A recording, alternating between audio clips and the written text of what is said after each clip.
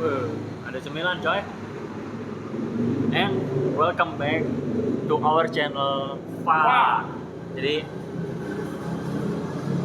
ya sebelum mulai selalu kami mau ngucapin terima kasih buat yang udah subscribe, yang udah like, yang udah komen, udah memberikan ide. Ngomong ada idenya yang kita ambil tapi nanti kita bikin video. Ya, jadi mudah-mudahan makin banyak pertanyaan yang ngasih ide, jadi nanti bisa kita pilih, bisa kita sortir nih mana yang benar-benar bagus buat kita bahas atau yang menurut perspektif kita menarik. Ya, jadi sekali lagi terima kasih buat yang udah berkontribusi, yang udah subscribe, yang udah percaya, yang udah ngasih kepercayaan kalau kami bisa maju terus. Mudah-mudahan kami bisa bikin video terus ya. Iya. Jadi dengan informasi yang lebih mantap. Jadi terima kasih buat yang udah subscribe. Nah, sekarang nih kita mau bahas dikit sih. Aduh, ngunyah. Ternyata nggak enak ya, gue sambil ngunyah ya. Susah. Jadi yang pertama bahas transfernya Wijnaldum ke PSG. Nah, kalau ini gue nggak ada dendam nih. Transfer ini gue nggak ada dendam. Respect buat PSG. Respect nikungnya. Gila.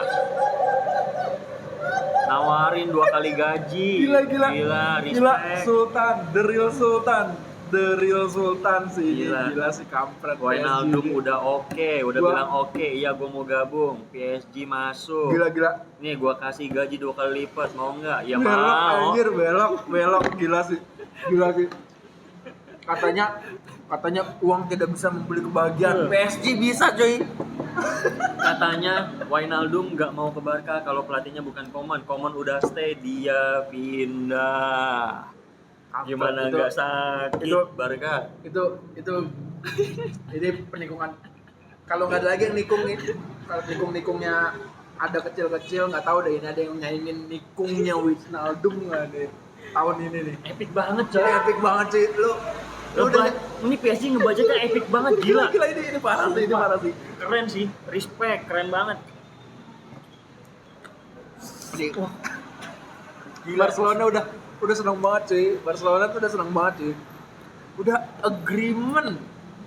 Personal agreement. Even Fabrizio Romano udah bilang personal agreement with Barcelona cuy. Udah tinggal mau diumumin. PSG ngebisikin, gua kasih gaji 2 kali lipat buat lo. Emang lu mau beli Lamborghini masih kredit?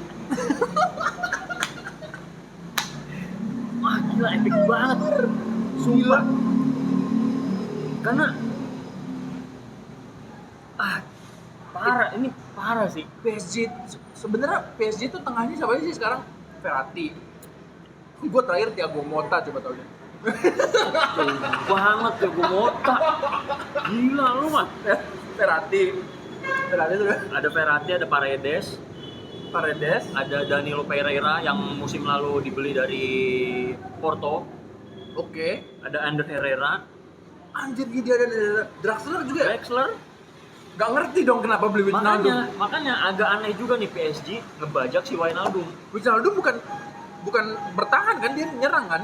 Tapi bisa bertahan. Dia bisa 3 posisi, posisi aslinya center midfield, tapi bisa main di defense midfield sama attack atau midfield kanan kalau nggak salah.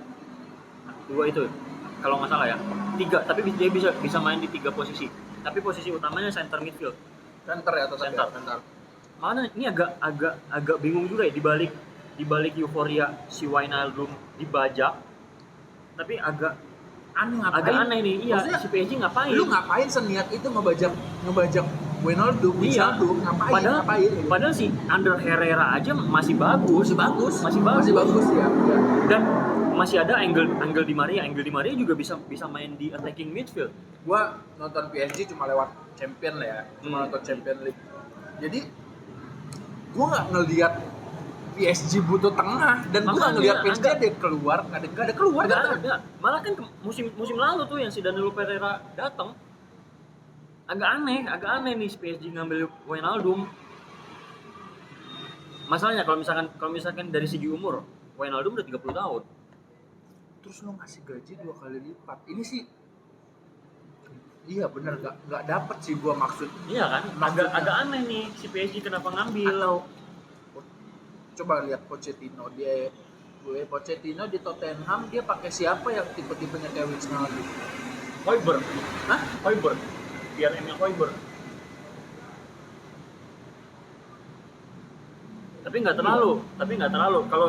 Kalau ya setahu gua ya si Emile Højbjerg itu lebih ke defense, lebih ke breaker. Iya. Tapi kan kalau si Wijnaldum ini lebih ke mobile, dia lebih ngebuka. Karena gue sering lihat tiba-tiba dia ada di depan. Iya. Posisi di depannya yang udah ada di situ sih gitu, iya. Posisi di depan ya, bukan aliran ada di mana-mana. Iya, aliran bolanya enak tapi bisa ngegolin juga dia. Iya. Makanya nih, kenapa nih agak entah ya, ini yang mau si Pochettino atau si bagian staff PSG-nya aja iya. iseng gitu ya. Kayak Gua MU beli Van de Beek, enggak tahu buat apa. Bikin hype gua ngebajak Wijnaldum kan bisa aja. Iya. Bikin hype Iya. Karena bisa udah berapa tahun menang liga. Ngehibur fansnya gue harus pakai apa? Mungkin makanya kenapa nih sih PSG ngambil si Wijnaldum? Karena yang tadi kita sebutin tengahnya tuh potensial semua, udah bukan potensial, udah jadi semua, pemain jadi semua. Bingung sumpah. Kalau misalkan ngeracik formasinya bingung nih si Wijnaldum ditaruh di mana. Tapi gue nggak tahu ya PSG biasa main pakai formasi berapa ya. Neymarnya mobile. Iya. Neymarnya udah nggak kiri mampus lagi kan, dia kan kiri mampus tuh, nggak bisa slide kiri. Sekarang udah bisa. Kalau misalkan berarti mungkin 4-3-3 ya, yang dimainin. Karena kan ada Neymar, ada Mbappe, striker kan Icardi. Kapannya udah keluar, iya. Icardi lebih main. Nah, kalau misalkan Wijnaldum main 4-3-3 juga. Mungkin 4-3. Cuma kebutuhan buat kedalaman squad doang. Iya kali ya? Iya. Karena mungkin PSG berkaca yang kemarin di final kalah Liga Champions, ya nggak sih? Iya. Mungkin itu salah satu faktornya. Terus kemarin menurun yang Liga Champions kemarin kan, gua nggak nyampe final. Iya nyampe final. Cuma iya ya. Iya kan, agak aneh kan. Cuma buat kedalaman squad. Tapi gua bukan yang suka sih sama Wijnaldum. Gua bilangnya Wijnaldum ya, nggak pakai sebutan asli. Wijnaldum susah. Wijnaldum. Gua ngeliat Wijnaldum ini mungkin nggak tahu ya, gua para fans Liverpool memuja dia seperti apa.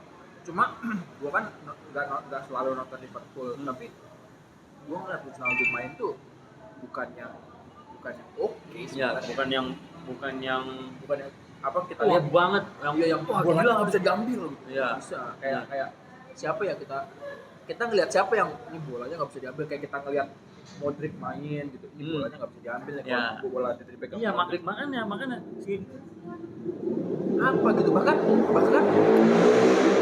dapat bola umpan dari atas dia masih suka bingung mau dada atau ke kaki. Maksudnya nggak sesempurna itu, bukannya jago-jago amat gitu. Kenapa tapi dia bisa hype dan PSG sampai segitu dan berani ngegaji 2 kali lipat. 2 kali lipat dari Barcelona. Nggak tahu ada dendam apa ke Barcelona mungkin, nggak tahu ya kan. pengen jatuhin Barcelona ini tahu jadi nggak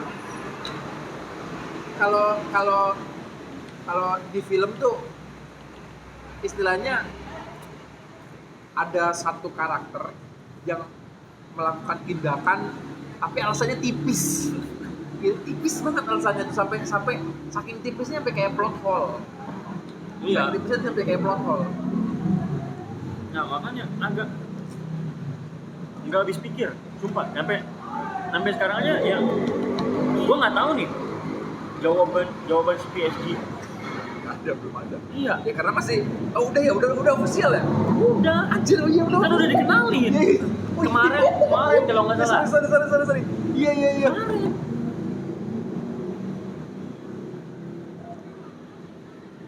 Nggak. Oke, ini kayaknya akan berlanjut ya nanti. Jadi menurut gue nih gantung nih. Ini gantung. Nanti Ya. ini kan kami kan cuma berdua nih. Mungkin nanti pas udah ada Adityo, karena sekarang Adityo lagi sakit, jadi nggak bisa hadir. Nah, mungkin nanti nih coba kita tanya ya. Kita tanya dari sisi Adityo nih. Ini kalau misalkan gua sama Sepik nih nggak nemu jawaban alasan kuatnya. Si PSG nih narik Wijnaldum nih apa? Mungkin fans MU suka Adityo kan MU tuh, sering lah nonton Liverpool gitu kan. Ya, mungkin dia jadi tahu punya Wijnaldum gimana nih sama Pochettino, mungkin dia ngelihat cowok. Enggak tahu sih, gua iya makanya gua sama Real nih benar-benar hati, enggak tahu benar-benar stuck. Bener stuck. Gak tahu. Tapi kalau misalkan alasannya. Lu yang nonton nih, misalkan punya asumsi, coba yang kuat gitu. Yang kuat, karena coba lempar nih di kolom komentar. Gak ketemu nih. Apa tuh mau kuat? Cuma tadi paling dalam, paling oke kedalaman squad. Iya. Paling oke cuma kedalaman squad. Kalau gua sama Sepik ya, yang paling ngedeketin cuma kedalaman squad, tapi sampai segitunya ngebajak buat cuma ngedalamin squad dan cuma sekelas Wijnaldum. Udah. 2 kali gaji lo. Astaga. Iya. Oke, jadi ini bakalan berlanjut. Sedikit berlanjut nanti di video selanjutnya. Ini kita akhiri, udah. Karena gantung, udah stuck. Kita udah kalau tetap ngomongin udah di situ Cuma aja. di situ aja, muter-muter di situ aja. Iya. Nggak bisa habisin waktu. Nggak bisa. Daripada kita ngabisin waktu, kita pindah aja. Yang lebih oke ini kita Giroud mantan striker Arsenal nih.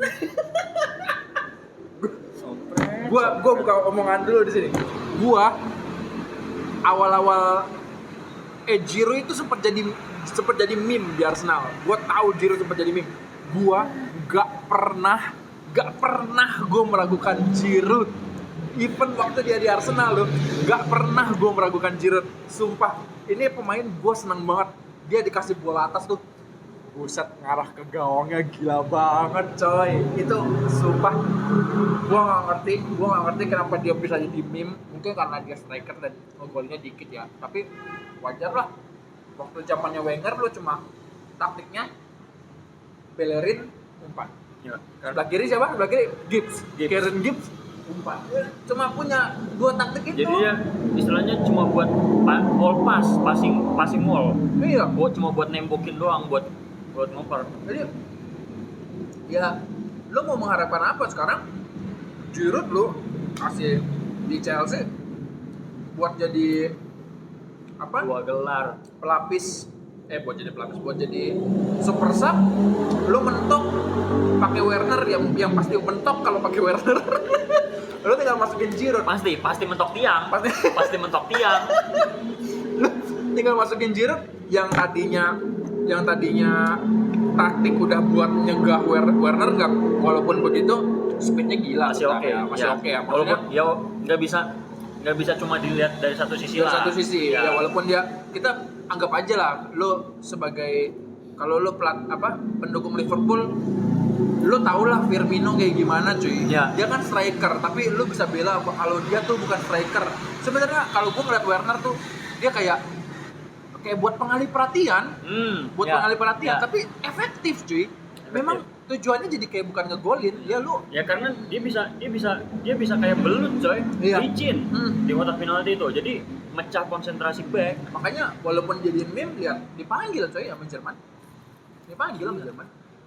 Salah satu striker yang paling underrated sekarang, cuma selisih 5 gol sama legend Prancis, sama all time goal scorer Henry 51 gol, Giroud 46 gol. Kemarin datang dari bangku cadangan 2 gol Dan gantiin Gila nggak? Benzema. Gantiin Benzema. cuy. yang Gila. katanya Epic banget sih itu. F1 digantiin go-kart. Go-kart dan ngegolin 2. Mampus Ih, sakit banget sih. banget sih Iya. itu. Bahkan Gue senang banget. bahkan begitu Benzema diumumin masuk ya, gue langsung gila, ini konfliknya ada lagi Masih nih. ada lagi tuh Ada konfliknya, gila. lagi. Setelah si Giroud aman-aman aja, si Benzema nggak ada. Begitu udah masuk, ngapain lo di sini? Lo bilang gua go-kart lo. Ngapain lo? Lo F1 kan beda kelas, ngapain lo di sini? Kalau gua sih gua gituin gua. Kalau gua di Giroud, Tahunnya yang F1 gagal penalti. iya, Digantiin, yang gantiin go-kart 2 gol. Gila. Bolak Mantap banget sih, ya gua. gila. Sumpah itu gua merinding sumpah. Ini makanya gua waktu ada rumor ke Milan nih gua seneng banget sih ini. Dan Ibra pun udah nyambut coy. Oke, udah nyambut. Kalau nggak salah ya, statementnya tuh Giroud adalah seorang pemenang. Milan Yoi. butuh seorang pemenang. Emang gila nggak tuh? Seorang Giroud loh yang underrated, yang kata orang-orang, ini orang kagak bisa lari ngapain sih? Seorang Ibra ngakuin dia seorang pemenang coy. Gila. Coy. Emang Epic banget. Sumpah. Karena tapi kalau misalkan kan dia kan Arsenal lah, tapi gue tahu sebelum dibeli ke Arsenal di Montpellier, kalau nggak salah Montpellier, dia tuh emang spesialis ya. gol-gol aneh, tapi ngegolin. Tapi nah, walaupun gol aneh dan jarang ngegolin, sekalinya ngegolin, tapi gol-gol krusial. Nah, ini kejadian di Chelsea, tapi waktu di Arsenal juga kalau nggak salah di FA dan Piala FA juga ngegolin. Seingat gua. Jadi emang ini bener-bener tipikal striker murni coy, murni banget. Kalau sekarang kan striker tuh begitu. iya, ini striker nih yang bener-bener striker ini. Kalau sekarang tipikalnya kan striker modern ya, kayak Benzema, bisa istilahnya bisa bagi bola, meliuk. Liuk bisa buka ruang buat teman-teman yang lain. Nah, ini Giroud cuma nunggu bola. Emang ini istilahnya kita klasik sih ya. Iya, ini bener-bener Klasik striker sih. klasik nih si Giroud nih. Gila loh. Gak ada yang nyangka si Giroud selisih 5 gol doang hat-trick. Soalnya sebenarnya ada satu pemain yang gue lihat harusnya dia kayak begini. Ya gue lagi-lagi bahas yang bekas pemain Milan ya. Dulu Cutrone. Tapi Patrick Cutrone. beda postur Giroud jelas lebih sempurna buat main kayak dia. Iya, benar-benar. Karena si Giroud ya tadi yang kita bilang, dia bisa nembokin. Iya, Itu bekalnya dia tuh, badan dia tuh. Jadi walaupun gak ada lari nih, tapi menurut gua ya keeping ball-nya tuh setara sama Lukaku. Gila. Iya nggak? Gila iya. Udah dipegang tuh lu. Iya.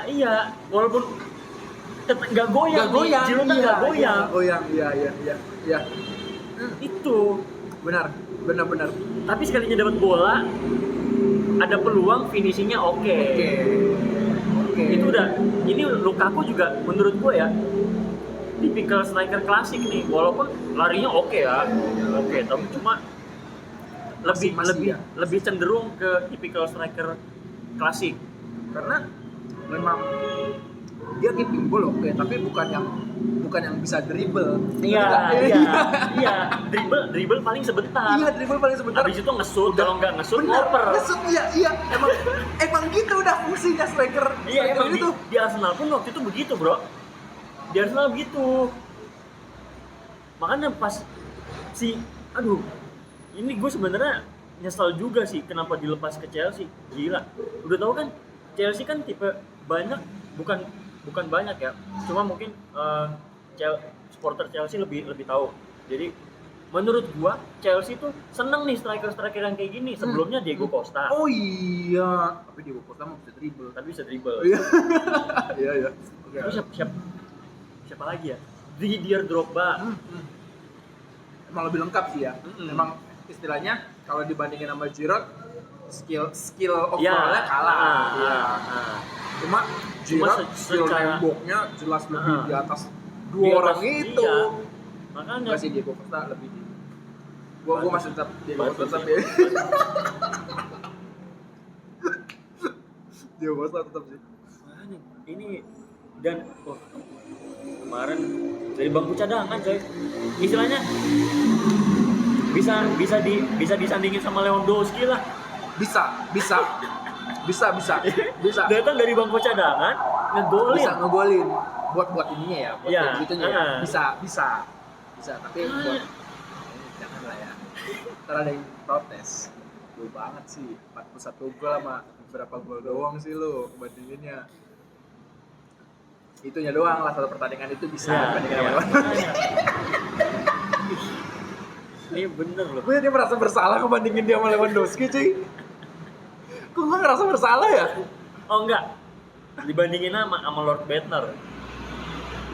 Karena seingat gue Bettner itu pernah dimasukin pernah main dari bangku cadangan baru 6 detik apa 8 detik gitu ngegolin coy. Asik. Iya, Lord.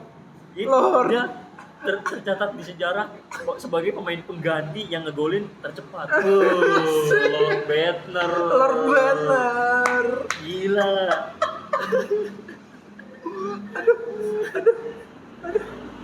Aduh ya Allah. Tapi bener sih, bener. Giroud nih sama nih kayak Bettner, tipikalnya nih. Cuma kalau Giroud jauh, nih di sini nih, nggak kelihatan.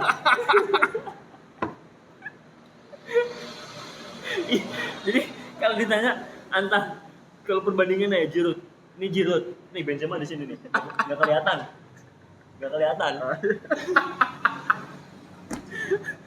Aduh, Giroud coy. Tapi respect. Pindah ke Chelsea, dapat Piala FA, Europa League, terus Liga Champions saja. Gila. Habis Piala Dunia. Udah lengkap. Untung jadi kemarin nggak dimainin ya pas final ya. Iya. Untung nggak dimainin ya.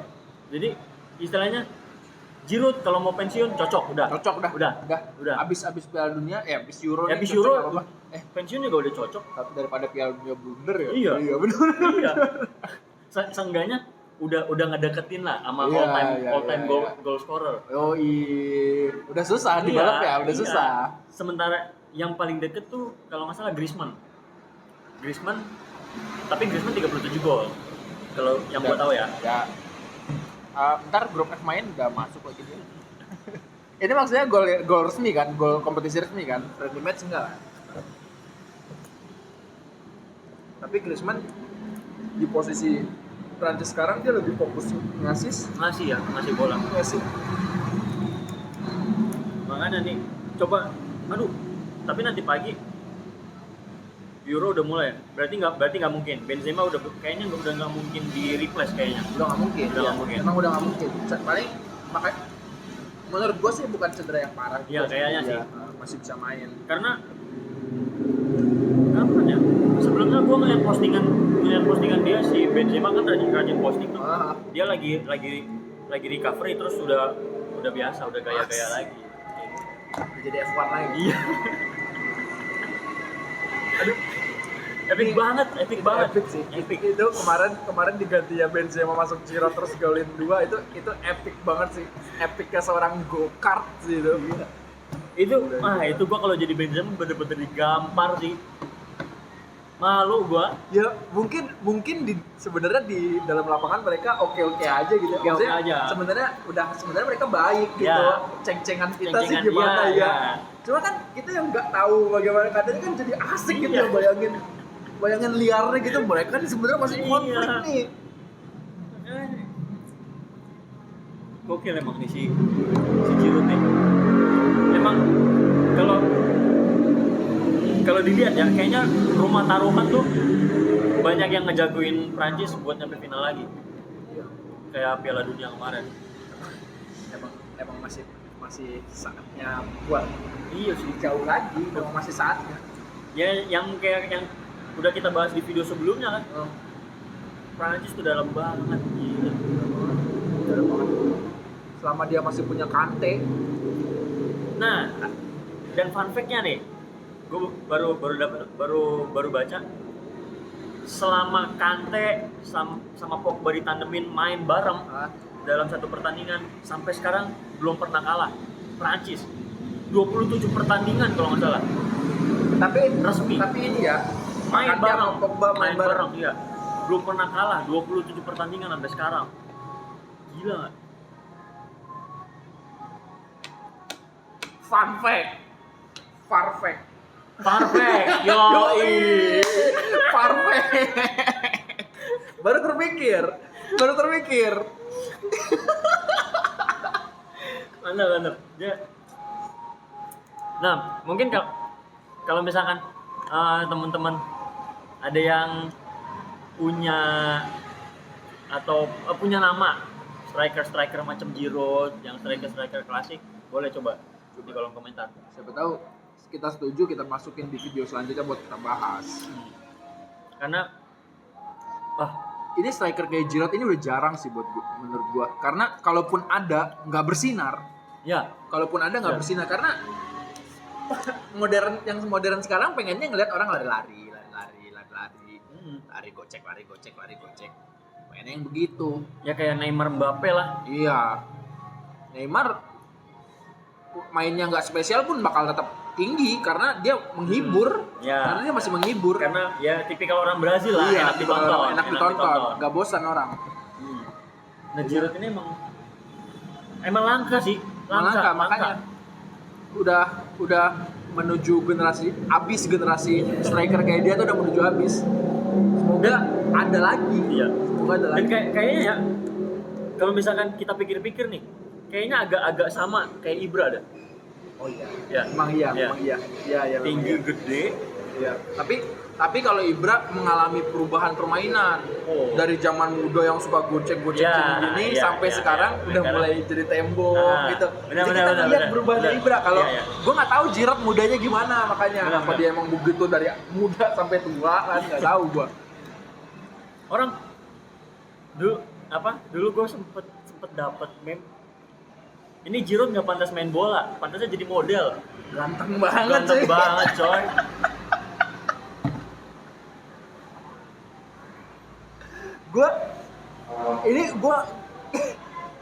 gue normal ya tapi ngelihat gue kan pertama kali ngeliat dia di Arsenal ya. Iya.